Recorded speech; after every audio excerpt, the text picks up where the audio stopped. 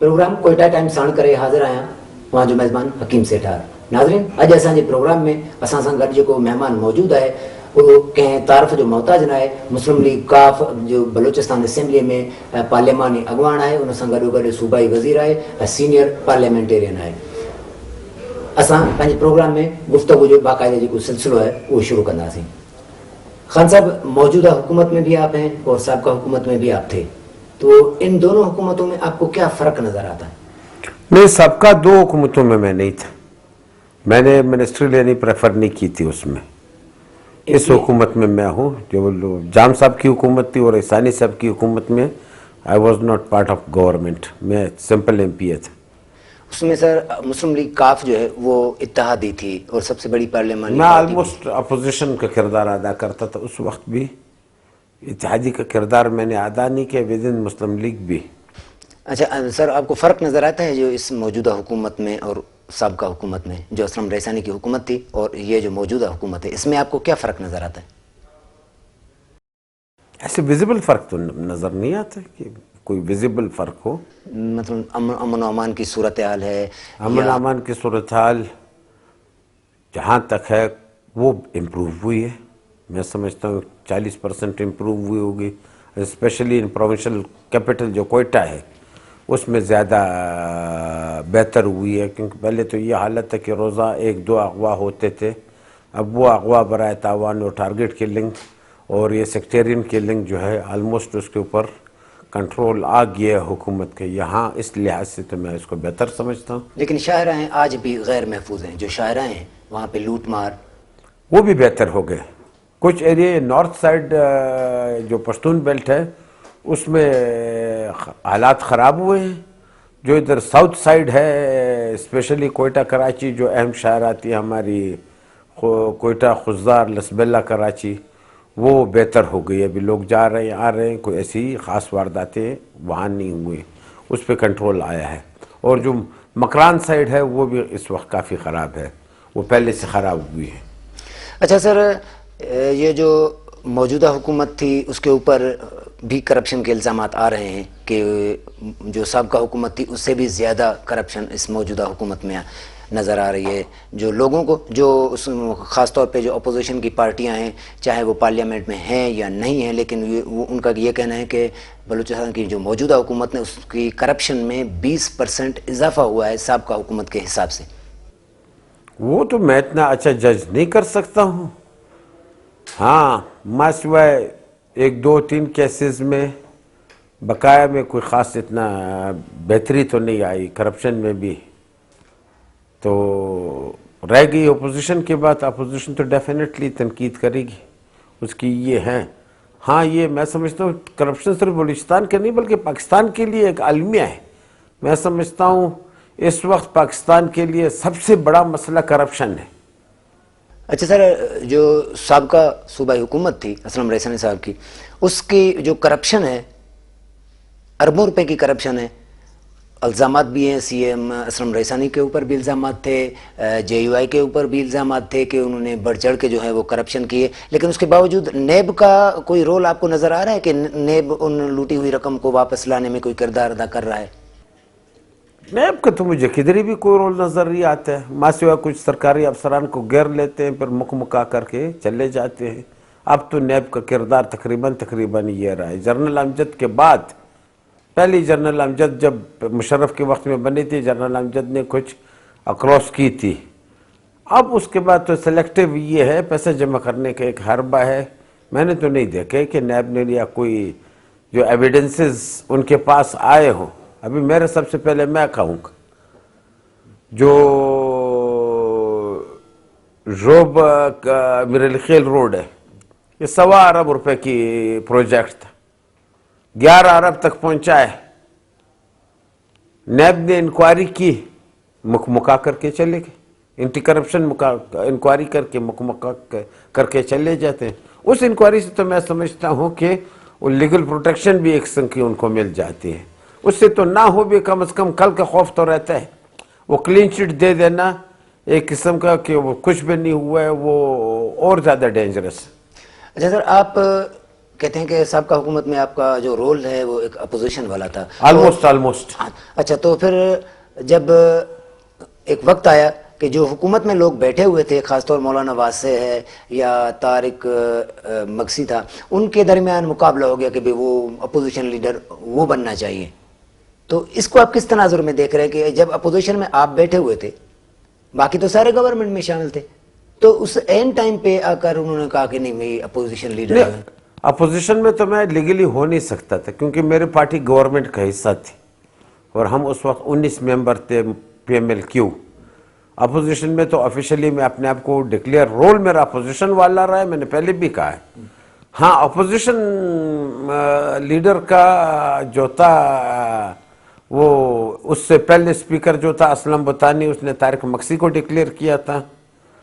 پھر جو سبسیکوینٹلی 3 پارٹیوں میں ایک انڈرسٹینڈنگ ہوگی، جو نواب ریسانی صاحب تھے اور بی این پی عوامی تھی اور جے یو آئی تھی، ان میں انڈرسٹینڈنگ ہوگی کہ اپوزیشن لیڈر انہوں نے اپنا انسٹال کر دیا غیر قانونی طور پر.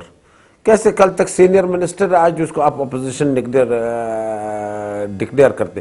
اس کے اوپر پھر میں بھی تھا ساتھ میں، کورٹ کیے، پھر کورٹ نے اس کو نل اینڈ وائٹ کیا. اور اس کے پیچھے بھی میں سمجھتا ہوں کہ ایک وہ تھا میلافائڈی تھا، وہ آئین کے تحت چونکہ اپوزیشن لیڈر اور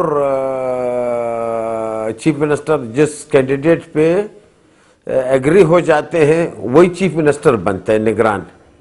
تو انہوں نے یہ ایک پری ارینجمنٹ تھی کہ اپوزیشن لیڈر بھی اپنا لیا ہے، گورنمنٹ تو پہلے ہی ریسانی صاحب تھے، پھر انہوں نے کوئی دوسرے دوستوں کے ہمارے نام لیے جا رہے ہیں جو کہ ہمارے سامنے آئے ہیں ان کا، کہ بھئی ان کے نگران حکومت ان کو دے دیں گے تاکہ ہمارے اگلے حکومت میں آنے کے لیے راستہ ہموار کریں یا پلیٹ فارم تیار کر لیں.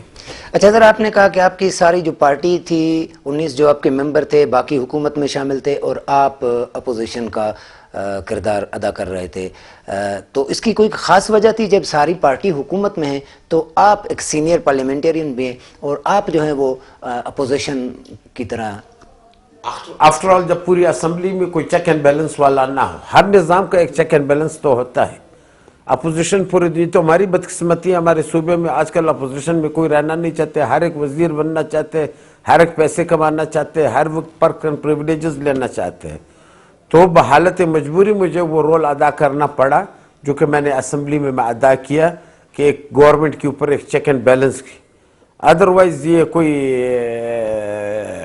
ڈیفینیٹلی آڈ جیسے ہے جب آپ کی پارٹی بھی حکومت میں اور پھر بھی اپوزیشن کا کردار ادا کر رہے ہیں. وہ میں سمجھتا ہوں جمہوریت کی بہتری کے لیے ایک فیصلہ تھا جو ہم نے کیا، اور جو میں سمجھتا ہوں میرے ذاتی کریکٹر میں بھی اور ایک ایز اے پولیٹیکل لیڈر بھی ایک میری عزت میں اس سے اضافہ ہوا ہے. हिते वक़्तु थी वियो आहे हिकु नंढड़े वक़्फ़े जो. वक़्फ़े खां पोइ गुफ़्तगू जो सिलसिलो जारी रहंदो, असां सां गॾु रहिजो.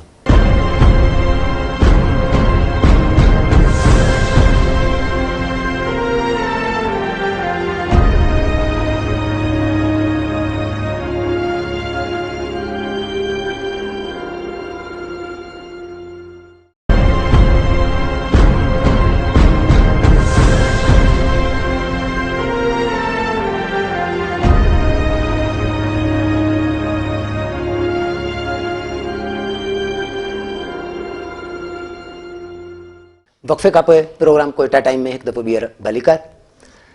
खान साहब, मुस्लिम लीग काफ जो साबिक़ा हुकूमत में उसके 19 मेंबरान थे और ये जब इलेक्शन हुआ 11 मई का तो मुस्लिम लीग काफ में बलूचिस्तान में हमें टूट फूट नज़र आई. कई ऐसे रहनुमा थे जिन्होंने पार्टी से टिकट लेने के बजाय आज़ाद हैसियत में वो इलेक्शन में खड़े हो गए और वो तकरीबन जीत भी गए. तो इसकी क्या रीज़न क्या था कि लोग सबसे बड़ी पार्टी थी साबिक़ा हुकूमत में और इस इलेक्शन के दौरान जो है वो पार्टी से इतना खफा हो गए कि उन्होंने आज़ाद जाके इलेक्शन लड़ा? इसकी क्या ख़ास वजह थी? उसकी वजह मेरे ख्याल हमारे मुल्क में ख़ुसूसन फिर बलूचिस्तान में ये एक ट्रेंड जो डेवलप हो रहा है, जो मैं समझता हूँ जमहूरियत के लिए जहर है, ये कि हर एक हुकूमत में आना चाहते हैं और बिफोर हुकूमत इनको पता चल गया है कि भाई PMLN जो है वो गवर्नमेंट में आ रही है تو لہٰذا لوگوں نے, وہی لوگ تھے وہ جا کر کے انہوں نے PMLN کو پریفر کیا تھا کہ ہم ڈائریکٹ گورنمنٹ میں آ جائے اور وزارتیں ملے اور مراعات ملے.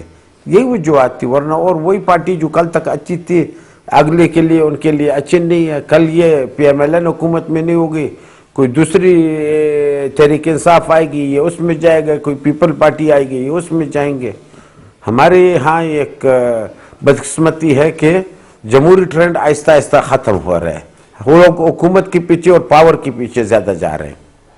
ان ممبران نے نون لیگ میں شمولیت بعد میں کیا کر, جب انہوں نے اپنے انتخابات جیتے اس کے بعد انہوں نے اعلان کیا, تو انہوں نے پھر مسلم لیگ کاف کو چھوڑ کے نون لیگ سے ٹکٹ کیوں نہیں لیا؟ ٹکٹ لیتے. کچھ نے ٹکٹ لیا, کچھ نے پھر بھی اپنے آپشن کھلے چھوڑے کہ ہو سکتا ہے نون نہ آ جائے, کوئی اور آ جائے, تاکہ ہمارے لیے آپشن کھلے ہو. بحیثیت آزاد امیدوار ہم فری ہوں کدھر بھی جانے کے لیے. پھر جب انہوں نے دیکھا کہ مرکز میں اور ہر طرف نون لیگ جو ہے وہ میاں نواز شریف صاحب کی پارٹی جو ہے وہ اکثریت میں آئی ہے, تو دین دے فارملی جوائنٹ, انہوں نے جوائن کیا نون لیگ کو. جیسا مسلم لیگ کاف مرکز میں تو اپوزیشن میں ہے, بلوچستان میں وہ گورنمنٹ میں ہے, یہ کس طرح کی پالیسی ہے؟ ڈیفینیٹلی میں سمجھتا ہوں کہ ہم جمہوری پارٹی ہے, provincial autonomy with in the party ہے. ہم اسلام آباد سے کوئی ڈکٹیشن نہیں لیتے. ہاں ڈیفینیٹلی صوبے کے حالات کے مطابق ان سے مشورہ کرتے ہیں. اور یہاں جو تھی بجائے دوسرے ایکسٹریمسٹ پارٹی کے, ہم لوگ مسلم لیگ ہی ایک دوسرے کو سوٹ کرتی تھی اور ایک دوسرے کے قریب رہی تھی, کیونکہ بیسک وہ بیس تو ایک تھا, پہلے ایک تھا پھر بعد میں دو ہو گئے. اس وجہ سے آج بھی ہم لوگ ایک دوسرے کو سوٹ کرتے تھے. ادھر وہ گورنمنٹ میں آ کر کے ہم لوگوں نے ایک دوسرے کو جوائن کیے. پھر بلوچستان کے ایک مخصوص حالات ہے, اس تناظر میں ہم ملکی حالات یا پنجاب کے حالات یا سندھ کے حالات, سندھ میں تو آج بھی وڈیرہ شاہی ہے, جو بھی وڈیرہ سوٹ نہیں کرتے اس کو پانی بند کر دیتے ہیں, اس کی زمینیں کر دیتے ہیں, تو لہٰذا اس نے وہ جانا ہوتے ہیں, ان کی دشمنیاں بھی ڈیولپ ہو جاتی. یہی حالت پنجاب کی پولیٹکس میں کہ پرسنلز تک پہنچ جاتے. ہمارے بلوچستان کی پولیٹکس کی میں سمجھتا ہوں ایک ایج ہے یا پازیٹیو ایک شروع سے رول ہے کہ ہم پولیٹیشنز جو ایک دوسرے کے پرسنلز نہیں چاہتے ہیں, صرف ایک سوچ اور ایک ایڈجسٹیبلٹی پہ ہم دیکھتے ہیں کہ یہ کمپیٹیبلٹی بنتی ہے تو اس میں ہم لوگ ایک دوسرے کو ہاتھ دے دیتے ہیں. یہ میچورٹی جو ہے یہاں پہ آپ کو یہ میچورٹی ہم لوگوں میں ہے شروع سے. کیوں نہیں مرکز میں یہ میچورٹی کیوں نہیں ہے؟ تو میں سمجھتا ہوں یہی ہماری جمہوریت کی بدقسمتی ہے. جمہوریت میں اگر آپ دیکھ لیں, جب تک برداشت کا مادہ نہیں رکھیں گے, ایک دوسرے کی ٹالرنس کا مادہ نہیں رکھیں گے, تو وہ جمہوریت کیسے پھیلے گی؟ اسی وجہ سے تو یہ فوجی گورنمنٹس آتے ہیں. ایک پارٹی حکومت سے آؤٹ ہو جاتی ہے, وہ ٹرائی کرتی ہے کہ ہم انقلاب لے آئے, انقلاب تو خود نہیں لا سکتی, آگے پر فوج انٹر کر جاتی ہے. اس سے میں سمجھتا ہوں یہ بہتر ہے کہ ایک دوسرے کو برداشت کریں اور ایک دوسرے کو راستہ دے اور ایک دوسرے کا انتظار کرے کہ کب ان کی باری اور حکومت میں پبلک ان کو کب الیکٹ کرے گی. یہاں پر بلوچستان میں مسلم لیگ کاف اور مسلم لیگ نون کے درمیان کافی ساری انڈرسٹینڈنگ ہے. جی. تو آپ ایک سینئر پارلیمنٹرین ہیں, اس حیثیت میں آپ یہ کبھی آپ کے خیال میں آیا کہ مرکزی قیادت کو بھی اس پہ آمادہ کیا جائے تاکہ مسلم لیگیوں کا جو اتحاد ہے وہ بن جائے, بجائے 8-10 مسلم لیگ بیٹھے ہیں تو ان سب کو یکجا کر کے ایک مسلم لیگ بنائی جائے؟ اس طرح کا کوئی آپ نے کوشش کی؟ نہیں, پرسنل نہیں کیے میں نے, پرسنل میں نے نہیں کیے, لیکن میں نے کہا کہ وہاں جو ان کے بیانات آئے ہیں وہ اتنے بیڈ ٹیسٹ میں ایک دوسرے کے لیے آئے ہوئے ہیں کہ اس میں ابھی کوئی زیادہ ان کو قریب لانے کی گنجائش بھی کم ہو جاتی, کیونکہ ایک دوسرے کے لیے ماحول اتنا انہوں نے خراب کر دیا ہے. تو ہم لوگوں نے کبھی اس چیز میں اپنے لیول تک ہم نے بہتر رکھی ہو اور آگے کے لیے بھی انشاءاللہ رکھیں گے, نہ صرف مسلم لیگ نون کے لیے بلکہ دوسرے پارٹیز کے ساتھ بھی ہمارا ایک دوسرے کے ساتھ برداشت کا ایک تعلق اور رویہ ہے. لیکن پنجاب اور سندھ میں یہ چیزیں نہیں ہیں. مطلب مسلم لیگ جو جتنی مسلم لیگ یہاں ابھی بھی موجود ہیں پورے ملک میں, تو ان کا اتحاد ہوتے ہوئے آپ کو نظر نہیں آتا؟ نہیں, مجھے نظر نہیں آتا ہے. اس کی وجہ یہی ہے کہ مطلب جس طرح ذاتی تعلقات یا پرسنلی جو چلے جاتے ہیں لیڈر صاحبان، اس کی جو مین وجہ ہے وہ آپ کو یہی نظر آتی ہے؟ ٹالرنس نہیں ہے، ٹالرنس اتنی نہیں ہے میں سمجھتا ہوں، اور میں سمجھتا ہوں کہ پولیٹیکل میچورٹی بھی اتنی نہیں ہے جتنا ہمارے صوبے میں پولیٹیکل میچورٹی ہے. اگر آپ دیکھ لیں پاکستان میں سب سے زیادہ پرانی قیادت جو آئی ہے پولیٹیکل قیادت، ولی خان، خان عبدالقیوم خان، بادشاہ خان، غفار خان، یہ خیبر پختونخوا یا فرنٹیئر صوبہ جو تھا اس سے آئی ہے. یہاں پھر میر غوث برزن جو نواب خیر بخش مری، نواب بگٹی اور عبدالصمد خان اچکزئی صاحب، شہزادہ عبدالکریم صاحب، یہ سینئر پولیٹیشین سے 2 ڈیکیڈ کافی پہلے، اس سے یہ آج تیسرا جنریشن ہے جو اس میں ٹرانسفر ہو رہا ہے. جبکہ پنجاب اور سندھ میں پہلا جنریشن جو ہے میں سمجھتا ہوں کہ وہ پولیٹکس میں آیا ہوا ہے. وہاں ایک ٹالرنس اور پولیٹیکل میچورٹی کی میں سمجھتا ہوں ابھی تک اتنی گنجائش نہیں ہے جتنے ہم لوگوں میں ہے. اچھا سر، آپ مسلم لیگ کاف کا مستقبل کیا دیکھ رہے ہیں مرکزی سطح پہ بھی اور خاص طور پہ بلوچستان میں؟ فی الحال تو بلوچستان میں جو ہم لوگ جو ساتھی ہیں وہ ایک دوسرے کے ساتھ بڑے اچھی طرح اور بڑے ٹالرنس سے ایک دوسرے کے ساتھ چل رہے ہیں. مستقبل تو پاکستان میں کسی پارٹی کا بھی نہیں ہوتا. کل پیپل پارٹی حکومت میں تھی، آج ایک صوبے کی پارٹی رہ گئی. عمران صاحب کے ساتھ کل کچھ بھی نہیں تھا، آج پاکستان کی میں سمجھتا ہوں دوسری بڑی پارٹی بنی ہوئی ہے. تو کل جو ایم اے تھا وہ آپ کی پوری اسمبلی میں صرف مولوی نظر آتے تھے، آج مولوی کا کدھر ادھر رکھ نہیں لگتے. پاکستان کی پولیٹکس کا پریڈکشن بڑی ذرا مشکل ہوتی ہے. اچھا سر، 11 مئی کے انتخابات کو آپ کیا سمجھتے ہیں؟ شفاف انتخابات ہوئے خاص طور پہ بلوچستان میں، یا جس طرح الزامات آ رہے ہیں کہ یہ فیئر الیکشن نہیں تھے؟ میں خود میرا الیکشن فیئر نہیں تھا، میں دوسروں کے متعلق کیا کہیں، حالانکہ میں ان کے اسٹیبلشمنٹ فرینڈلی بھی تھا، دوسرے بھی تھے، تیسرے بھی تھے. میرا الیکشن فیئر نہیں تھا. آپ نے جیتا بھی؟ میں نے جیتا بھی، اس کے باوجود کافی نقصان پہنچا. میرے 3000 سے زیادہ لیڈ تھا، مجھے 1500-1600 پہ کھڑا کیا. تو یہ دوسروں کے متعلق میں کیا کہہ سکتا ہوں، جبکہ دوسرے ایریاز میں بھی سب کی یہ شکایت ہے. تو سر عمران خان نے یہ تحریک چلائی کہ منصفانہ انتخابات نہیں ہوئے، اس لیے یہ جمہوریت بھی صحیح نہیں ہے.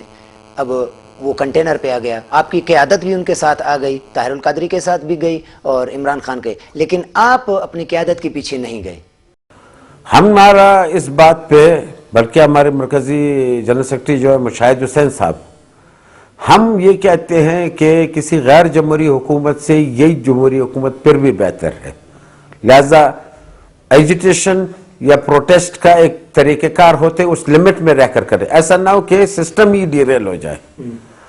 یہ سسٹم ڈیریل ہو کر کے کسی اور کے پاس چلا جاتے، پھر ہم لوگ 20 سال انتظار کرتے رہتے. وہی جمہوریت کا حال ہوتا جو پاکستان کے بننے سے 47 سے آج تک حال تھا. وہی ہم سنبھالنے کے لیے ایک میں سمجھتا ہوں کہ ہماری سوچ بہتر تھی. آج چودھری شجاعت حسین صاحب نے ڈیفینیٹلی اپنے طور پر ادھر انہوں نے فیصلہ کیا طاہر القادری کے کنٹینر پہ چھوڑے. آج قادری کدھر ہے؟ لوگ کہتے ہیں مکا کر کے چلا گیا. تو چودھری صاحب کی کیا اس میں پھر ڈیفینیٹلی پوزیشن؟ اس کا مطلب یہ ہے کہ ہم صحیح تھے. جمہوریت جیسی بھی ہے ٹھیک ہے، میں نے بتایا کہ میرے حلقے میں بھی گڑبڑ ہوئے، لیکن ایٹ لیسٹ سسٹم کو تو چلنے دیں. اگر ہم سسٹم کو ہی ریپ اپ کر دیں گے، کل کوئی فوجی آتا ہے، کوئی دوسرا انقلاب آتا ہے جس میں نہ میں رہتا ہوں نہ ادھر وہ رہتا ہے اور جمہوریت کو بھی نقصان پہنچتا ہے، اس میں تو بہتر یہ ہے کہ آگے کے لیے کوئی شفاف طریقہ اور الیکشن ریفارمز انٹروڈیوس کیے جائیں، اور موجودہ جو ہے اس میں ابھی بہتر کرنے کے لیے ان میں ایک تجاویز لائی جائے کہ ہم موجودہ حالات میں کس طرح بہتر کیا کر سکتے ہیں. ناظرین، اتنے وقت تھی ہوئے ایک ننڈڑے وقفے جو اسا سا کر رہے ہیں.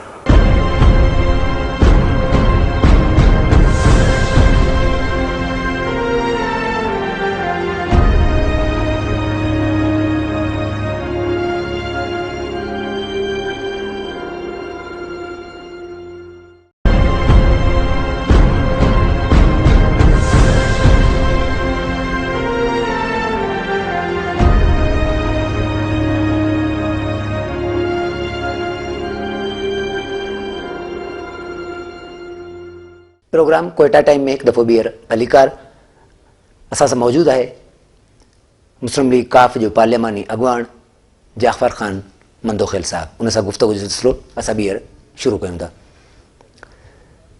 خان صاحب یہ نیشنل پارٹی اور پشتونخوا کے درمیان اتحاد ہے, آپ اس اتحاد کو کس طرح دیکھ رہے ہیں کہ یہ بلوچستان کی فیور میں ہے, اس سے بلوچستان کو فائدہ حاصل ہوگا, یا بلوچ اور پشتون میں ایک جو دراڑ ہے وہ پڑی؟ میں سمجھتا ہوں یہ اتحاد بہتر ہے کیونکہ اس سے تعصب ختم ہوگا, بلوچ پشتون میں ایک دراڑ ہے وہ ختم ہوگا, بلکہ یہاں 4 پارٹیوں میں اتحاد ہے. ٹھیک ہے, جمہوریت کا حسن بھی یہ ہے کہ یہاں اختلاف بھی کیا جاتا ہے, یہاں بائیکاٹ بھی کیا جاتا ہے, یہاں دوسرے بھی ہے, لیکن اس وقت بلوچستان میں جو ہے مسلم لیگ کاف کا, مسلم لیگ نون کا, نیشنل پارٹی کا اور پختونخوا میپ کی حکومت ہے, جو میں سمجھتا ہوں کہ اچھی بات ہے. پولیٹیکل پارٹیز کو اپنے ڈفرنسز ختم کر کے صوبے کی بہتری کے لیے کام کرنا چاہیے, اور یہ تو ان دونوں کا اتحاد بھی میں سمجھتا ہوں کہ بہتر ہے. صوبے میں تعصب اس سے ختم ہوگا. جو خود ہی لوگوں کو کہتے تھے بلوچ پشتون کو لڑاتے تھے, اچھا ہے وہ اکٹھے ہو رہے ہیں تو وہ لڑائی بھی ختم ہو جائے گی.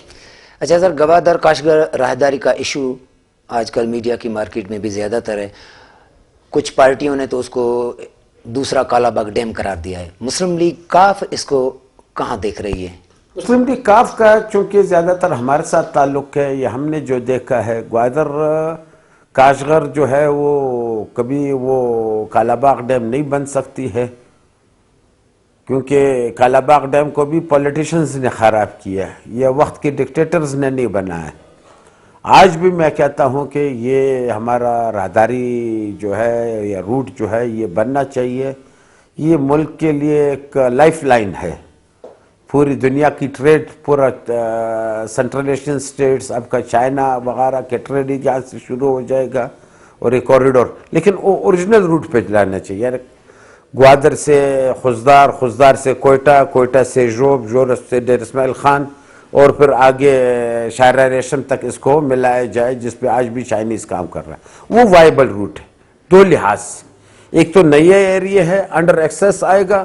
دوسرا یہ روٹ چائنا اختیار اس وجہ سے کر رہی ہے کہ بھائی ہم لوگوں کے فاصلے اپنے پورٹ سے زیادہ پڑتے ہیں, ادھر گوادر سے ہم کو کم پڑتے ہیں.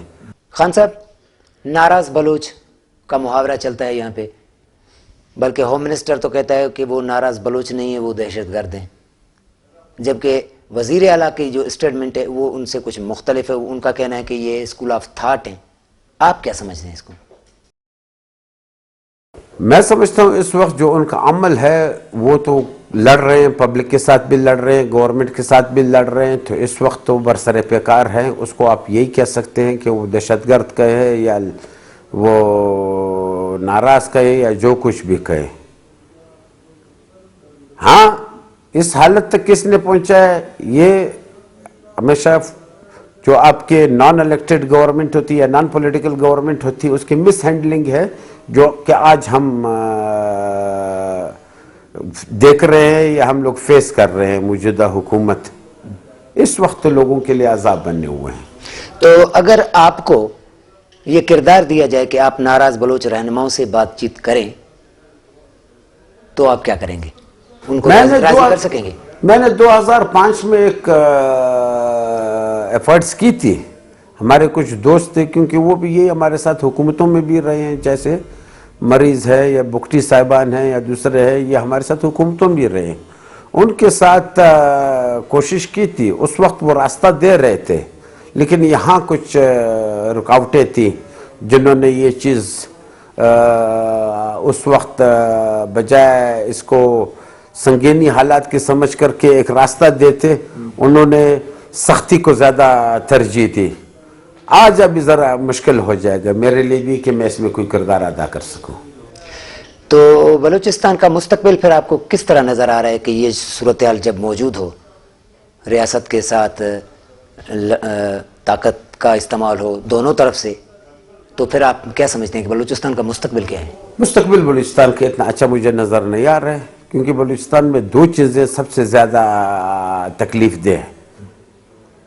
ایک یہ لا اینڈ آرڈر کا جو ہے, جو ایک سائڈ پہ ادھر نارتھ کے سائڈ پہ ادھر طالبان یا آل دیس قوتیں جو وہ کر رہی ہیں, اور ساؤتھ کی طرف دوسرے ایریاز میں تو وہاں وہ جو ہے یہ بلوچ نیشنلسٹ تنظیموں کے نام سے جو ہو رہا ہے، تو اس وجہ سے لا اینڈ آرڈر تقریباً ختم ہو کے کوئی ترقی ہو ہی نہیں سکتی.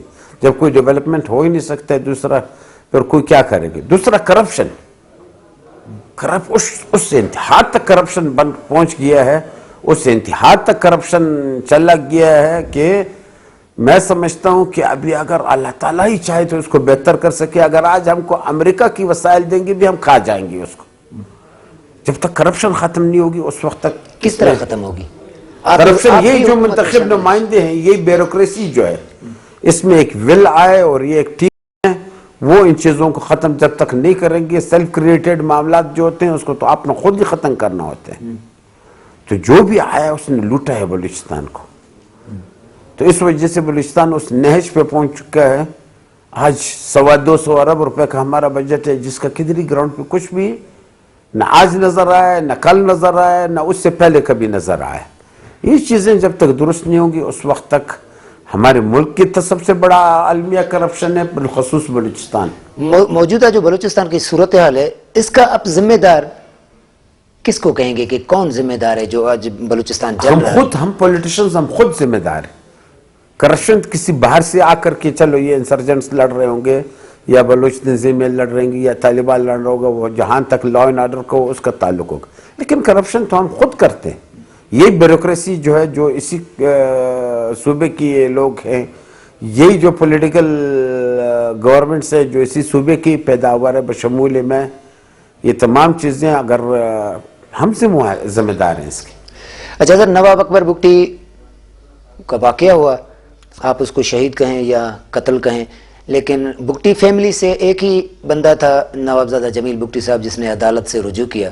لیکن سالوں گزر گئے، اس کیس میں کچھ بھی نہیں ہو رہا، کوئی پیش نہیں رہا. جن کے اوپر مقدمہ ہے، نہ مشرف آ رہا ہے، نہ جو گورنر جو تھا اس ٹائم وہ آ رہا ہے.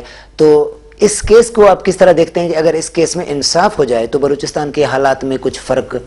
یہ تو عدالتوں کو سوچنا چاہیے کہ اب اگر کوئی پیش نہیں ہو رہا ہے یا کوئی ان کو توجہ نہیں دے رہے ہیں، اگر کیس کی کوئی میرٹ ہے تو ڈیفینیٹ میرٹ نہیں ہے تو اس کو ڈسپوز آف کر دیں. اگر اس کی کوئی میرٹ ہے دین دے شل آرڈر دی پیپل، جو لوگ ہیں جو اس میں اگر قصوروار اگر کوئی ہے تو ان کو تو پیش ہونا چاہیے. عدالت کو یہ پابندی لگانا چاہیے کہ ان کو پروڈیوس کرے. اکثر گورنمنٹ ادھر ہی ہے، پوری اسٹیبلشمنٹ ادھر ہی ہے. ریٹ آف دی اسٹیٹ تو اتنا ہونا چاہیے کہ کوئی بھی عدالت میں اگر ریکوائرڈ ہو اس کو پیش کر دینا چاہیے. جنرل مشرف کو آپ کہاں دیکھ رہے ہیں؟ کیونکہ کہا جاتا ہے کہ مسلم لیگ کاف کا جو فاؤنڈر ہے وہ جنرل مشرف تھا، لیکن آج مسلم لیگ کاف ان سے کافی دور کھڑی ہے اور اس نے اپنی پارٹی بنا لی ہے مشرف نے. تو آپ اس کی پارٹی کا مستقبل کس طرح دیکھ رہے ہیں؟ اگر آپ دیکھیں پاکستان میں اکثریت پارٹیز ہے، ان کی فاؤنڈرز جو ہے وہ اب کی فوجی حکمران یا ڈکٹیٹرز ہیں. تو ون آف دیم از کاف آلسو. تو ضروری تو نہیں کہ قیامت تک پابندی کر. ابھی مشرف صاحب حکومت میں نہیں رہے، انہوں نے اپنے راستے اختیار کر لے، نہ وہ پولیٹکس میں کوئی اتنے سرگرم ہے. اچھا، مسلم لیگ یہ تو کافی ہیں، ابھی ایک نئی مسلم لیگ بننے بھی جا رہی ہے. جان محمد جمالی کے بقول کے بلوچستان مسلم لیگ بنائیں گے. آپ اس مسلم لیگ کا مستقبل بلوچستان میں کس طرح دیکھ رہے ہیں اور آپ اس کا حصہ بننے جا رہے ہیں؟ میں تو خود کاف لیگ کا صوبائی صدر ہوں، پارلیمانی لیڈر ہوں. میرے لیے تو کوئی اس وقت اپنے راستے واضح ہے. جس ٹکٹ میں میں منتخب ہوا ہوں، میں ان کو چھوڑ کر کے کدھر اور جانے کے لیے نہ میرے ساتھ کوئی قانونی راستہ ہے نہ دوسرا. مستقبل میں کیونکہ اور وہ پارٹی بھی مستقبل میں اب یہ پارٹی بنے گی، اس کو دیکھیں گے کہ کتنی اس کو بوسٹ ملتی، کیا ترتیب ملتا ہے. اس کے بعد ڈیفینیٹلی ہم پہلے بھی دوست رہے، آج بھی دوست ہیں جہاں تک دوستی ہے، اور پہلے پولیٹیکل ساتھی بھی رہے ہیں، اور آج بھی ہم لوگ وہی پولیٹیکل ساتھی ہیں. جان جمالی پی ایم ایل این میں ہیں، ہمارے ساتھ پی ایم ایل کیو میں تھے، تو آج پی ایم ایل این میں ہیں. کل اگر بلوچستان مسلم لیگ میں ہو جائیں گے بھی ہمارے لیے تو وہی دوست ہوں گے. اچھا سر، یہ ابھی ریسنٹلی سینٹ کے انتخابات ہوئے، اس میں آپ کو کہیں ہارس ٹریڈنگ نظر آئی؟ ہاں، ہارس ٹریڈنگ بلوچستان میں ہوئے.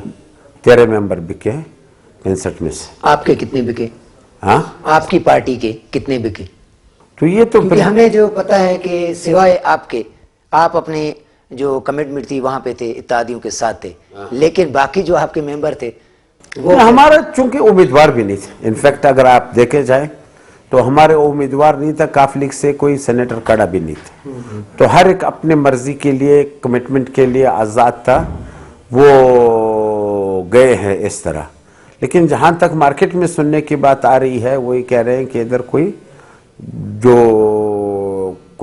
13 ووٹ جو ہے وہ اس صوبے میں جو ہیں وہ بکے ہیں. تو ان کے خلاف کیا ہونا چاہیے؟ میں سمجھتا ہوں یہ جمہوریت کا قتل ہے جو وہ کر رہے ہیں. یعنی کہ اپنے پبلک کو بھی اور پولیٹیکل کمٹمنٹ کو بھی، اپنی پارٹیز کو بھی وہ ڈچ کر کے صرف پیسوں کو ترجیح دیتے ہیں. یہ جمہوریت کا قتل آپ ہے. بھی پارلیمانی لیڈر اس کے ہیں اپنی پارٹی اس کے لیے تو میں سمجھتا ہوں قانون سازی ہونی چاہیے. پچھلے بار بھی پیپل پارٹی نے یہ قانون سازی کو رکوا دیا، جو کہ میں سمجھتا ہوں جو ایک بہت بڑی زیادتی تھی. اگرچہ کہ حکومت کو بھی بڑا لیٹ خیال آیا جب نامینیشن پیپرز داخل ہو گئے، اس کے بعد ان کو یہ سوچ آیا کہ ادھر یہاں تو مارکیٹ بنی ہوئی ہے، منڈی بنی ہوئی ہے، وہ ہے. ہاں، منڈی اور مارکیٹ جو تھی وہ دونوں خیبر پختونخوا ٹرائبل ایریا اور بلوچستان تھی. خیبر پختونخوا کے سیاستدانوں کو پھر بھی سلام ہے کہ انہوں نے بہت حد تک کنٹرول کی، لیکن ٹرائبل ایریا تو ٹوٹل اسی بنیاد پہ گیا. اور ہم بلوچستان جو ہے پھر بھی میں سمجھتا ہوں اچھے رہے ہیں کہ ہم لوگوں نے کوئی 20% کے قریب جو ہے وہ ہمارے اس طرف گئے. بقایا 80% تو پھر بھی اپنے نظریے، اپنے سوچ کے ساتھ لائل رہے.